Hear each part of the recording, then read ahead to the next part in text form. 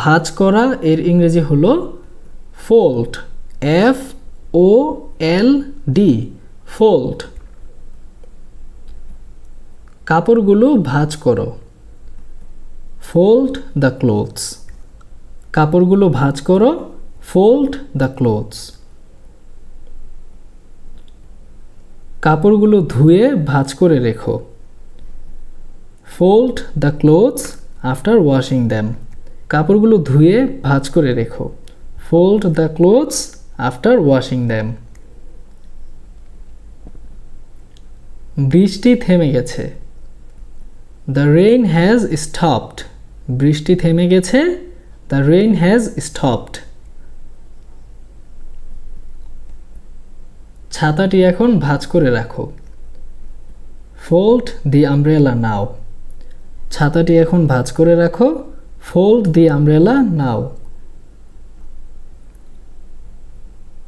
এই fold ভার্বটির past form এবং past participle form হচ্ছে folded, অর্থাৎ FOLD, fold এর পরে ED যুক্ত করতে হবে, folded।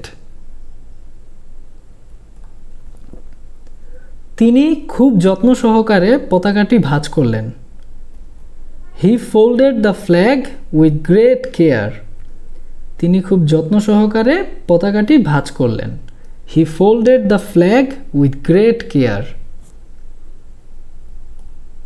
খুব যত্ন সহকারে এর ইংরেজি হলো with great care। তোয়ালেটা বা গামছাটা ভাঁজ করে ওয়ার্ড্রোবে রাখা আছে, the towel is folded and kept in the wardrobe, তোয়ালেটা বা গামছাটা ভাঁজ করে ওয়ার্ড্রোবে রাখা আছে, the towel is folded and kept in the wardrobe। তোয়ালে বা গামছা এর ইংরেজি হলো towel, TOWEL, towel। Deer learner, আপনি যদি গ্রামারের কঠিন নিয়ম মুখস্থ না করেও সহজে ইংরেজি শিখে ইংরেজিতে ফ্লুয়েন্টলি কথা বলতে চান, তাহলে আপনাকে এরকম নতুন নতুন শব্দ এবং বাক্য প্রতিনিয়ত শিখে যেতে হবে।